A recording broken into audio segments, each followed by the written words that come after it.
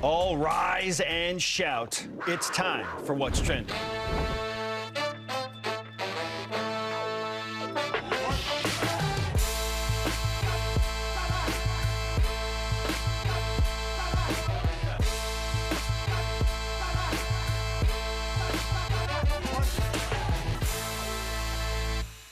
What's Trending, presented by BYU Food to Go, the MVP of your next event. This topic based on a couple of metrics that don't exactly favor BYU very well, but it's brought up a big question, Greg, and that is, based on BYU men's basketball being last in net and in the Ken Pomeroy ratings of all 14 Big 12 teams going into next season. These are current numbers. Let's note, BYU is still a top 100 team in both. Yes. But the Big 12 is so good, and the incoming teams are so good, that even as a top 100 team, you're still at the very bottom of the list. Wild. And we're going to have Bill Connolly, ESPN college football insider, on the show today. He released his SP Plus projections, BYU number 62 in that latest rundown. Mm-hmm. That's also last of all 14 Big 12 teams going into next college football season. Proving again depth of league. They're moving into a really strong situation. Yes, and 62 in the grand scheme of college football, not terrible. Middle when of the there pack. Are over 130 college football teams right. at Division I FBS level. So, with those numbers in mind, do we expect BYU to be picked to finish last in the Big 12 next year in both football and men's basketball? You know, I think that there might be a deep enough dive made by all those who do the rankings to find a way to put BYU somewhere other than 14th next year in football. You bring in a quarterback with a lot of P5 reps. You bring in good running backs, and Aiden Robbins and LJ Martin. Yeah. You bring back wide receivers in Cody Epps and Keanu Hill and Chase Roberts. Offensive line does have some spaces to fill and some shoes to fill. There's no doubt. There has to be some things done there. But Jay Hill revamps a BYU defense, and I think there will be enough reasons to determine that BYU may not be that 14th team. In fact, I kind of expect BYU to be contending for middle of the pack in the Big 12 immediately in football. So I think it's less likely that football ends up there than basketball because of the depth of the basketball talent right now. I think BYU makes a quicker rise perhaps in football. But basketball, if you take the current numbers, there's a bit of a gap there between the bottom, let's say 13th and 14th, with BYU backing up 14. And who knows? Mark Pope in the offseason could bring in the kind of talent that moves BYU up the chart more than we think right now. But yeah, I think as of right now, you're probably looking at BYU as kind of a lower tier team in basketball, if not 14th right now. Now I know SP Plus, as far as it pertains to football, is only one metric, and BYU started last season. Last February, they were number 23, coming off of a 10-3 season. They had a ton of returning production. They were number one in the entire country in terms of returning production on offense. It didn't pan out because of injuries, and ad nauseum, all of the reasons that we have laid out why BYU only won 8 games. Still, 8-5, we're 4-5 at one point, made a nice push. BYU finishes 70th. So they started 23rd, finished 70th. Mm-hmm. They dropped 47 spots. Bill Connolly actually has them up 8 spots from where they finished to number 62. And also, for what it's worth, BYU ranked in the current SP Plus numbers last in offense and defense of all of the competing Big 12 teams. That said, I do not expect BYU football to be picked to finish last. I'm probably anticipating somewhere between 10 and 12. Maybe higher. I don't know. It depends on how deep of a dive you take and how much stock you put into Keaton Slovis coming over and what he's capable of, based on what he did at USC and Pittsburgh. We're all projecting, but I would imagine somewhere between 10 and 12. The basketball side, however, I would not be shocked to see BYU pick to finish dead last because that conference is just so dominant. It's a 10-team league right now, right? And they're not really close to team number 10. You bring in Houston, who's the number 1 team in the country, and then Cincinnati. And of course, Cincinnati and UCF would appear to be, the next best competition for BYU to avoid that cellar spot right now. And I think it ultimately will come down to which of those 3 teams is judged 1, 2, 3 among the newcomers. Houston will be up higher, and of course the remaining 10, there's no reason to drop them considerably lower than where they're going to be this year. So I think you have the 3 newcomers kind of battling to see who's going to be that 12, 13, 14 spot in year one. It's not always terrible to have low expectations. Like, or even low, or even just low projections, because the expectations will be higher. The outside expectations might be low. The internal expectations will be higher. And I always go back to when I began this gig at basketball play-by-play.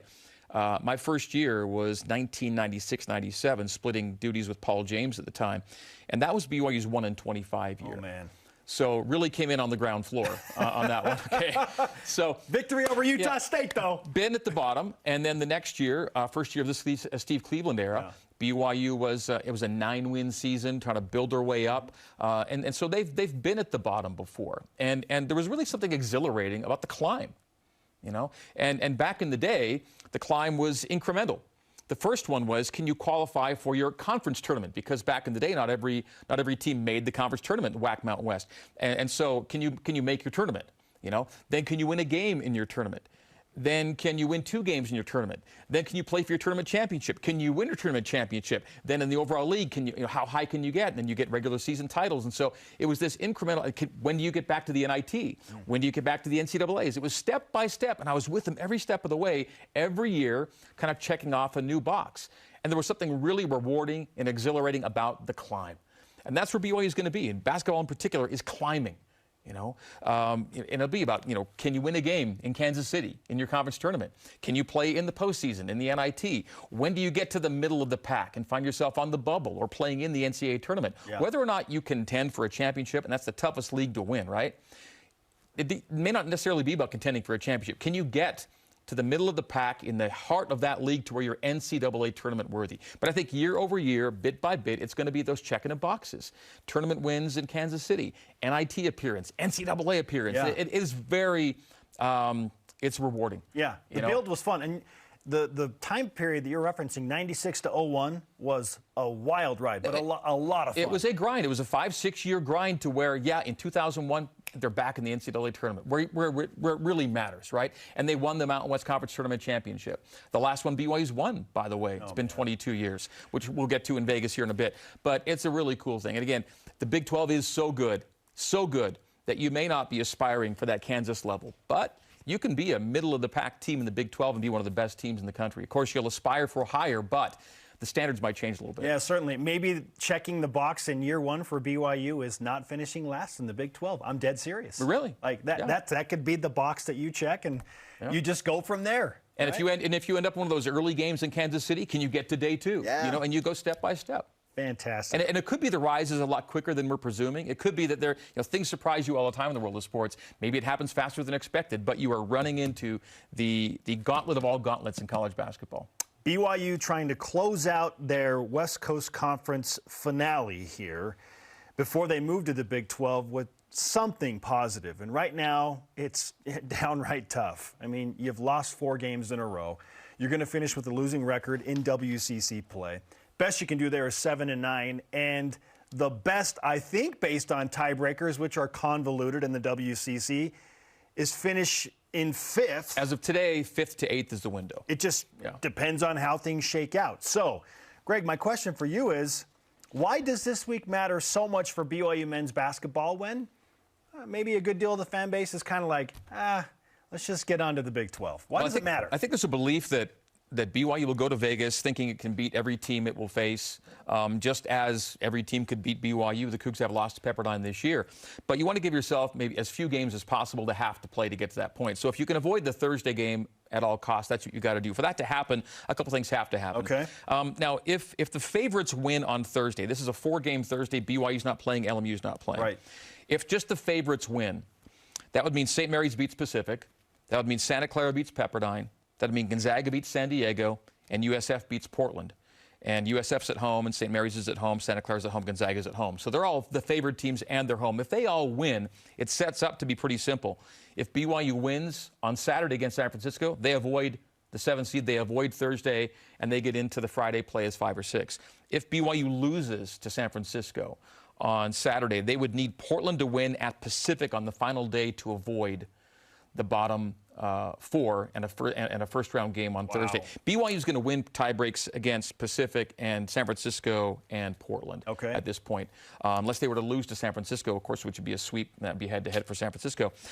So yeah, they shouldn't play on Saturday. Rather, they shouldn't play on Thursday in Vegas as long as they can take care of business this Saturday. Just beat San Francisco on Saturday. Pretty much. Okay, first and foremost. And some weird things can happen on Thursday which change things, but if the favorites hold, that's what you're looking at. So I've been saying for a few weeks now, if BYU can just somehow work their way into the number 5 seed, and I know, like, the chips have to fall in a very, very favorable way, including beating San Francisco, but if they could be that 5 seed, I like the matchup with LMU as the 4 seed that is potentially pending on Saturday. Of course, then you're probably taking on Portland or San Diego on Friday. Right, and you're not playing Pepperdine. And you're not playing Pepperdine. So I think if you fall to the 6 or the 7, certainly if you fall to the 7, there's a good chance you're seeing Pepperdine on night 1.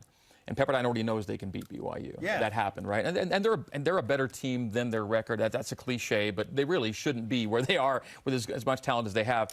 And even the 6, you're in that 6-7 hole, same thing. If you can get to the 5, you avoid a Pepperdine game, which I think Pepperdine could get out of round 1. I think they could beat the 7 in round 1. Yeah. Whoever the 7 is. Good grief. I'd almost rather that BYU finish 8th than 7th so that you can have a matchup with... I don't want to go that low.